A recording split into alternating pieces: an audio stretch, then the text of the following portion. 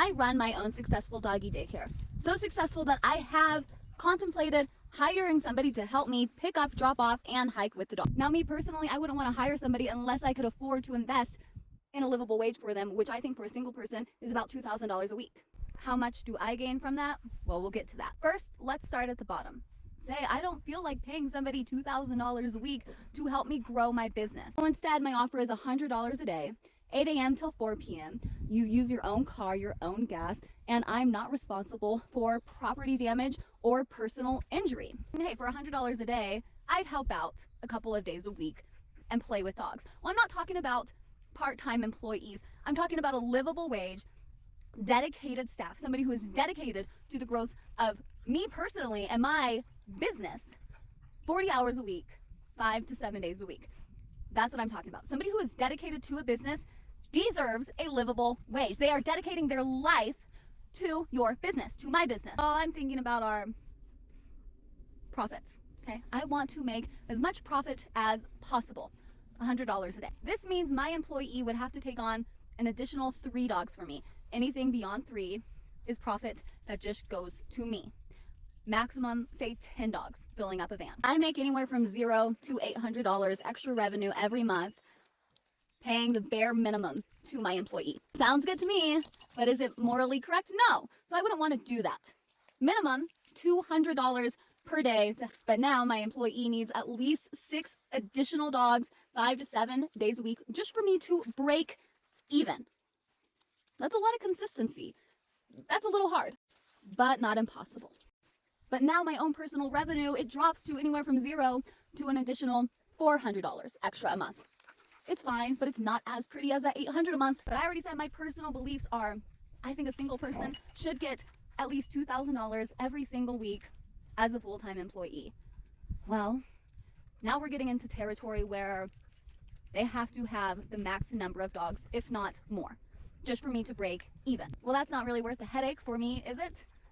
So I increase my fees to my clients. But what results from that is I lose a few clients because they don't want to make up the additional fees. So basically it just counteracts each other and it's still the same result. I'm not getting any extra. My employee does have a job and is making a livable wage. And that's about it. I feel really good about what I'm offering my employee.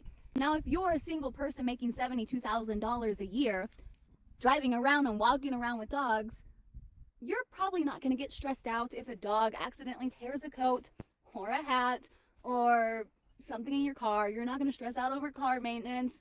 You're not going to feel resentment towards me over the things that you are putting in to your own position working for. What if a dog bites you or scratches you and you need to see a doctor? Well, I don't offer health insurance, so that's something that you're also going to have to pay for out of your own salary if you're interested in healthcare. Most likely somebody making $72,000 as a single person is going to be all right with those terms. But they're not going to be okay with their clothes being torn or their vehicle getting damaged or some sort of on-the-job injury if they're only making $48,000 a year, or even worse, $24,000 a year, so I can make the biggest profit margin. What do I do? Well, right now, I am just maintaining the clients that I have. And if there's a little extra here and there, I just personally take on the extra workload and enjoy the extra little bit of profit that I have for that week or that month. Now, somebody who's taking on new employees, they might not be starting off as cushy as I am. I'm already successful holding my own. It's very possible that somebody is taking on a large business loan, and that puts a lot of stress on them because they have this massive loan and they don't know if their business is going to succeed or fail. They don't know if their employee is worth the investment. It's a quagmire for sure for any business, but to me, it's pretty easy. I'm either going to put my risk of my investment into somebody who's making a livable wage from me, or I'm not going to expand my business. I just maintain it as is because I'm already successful.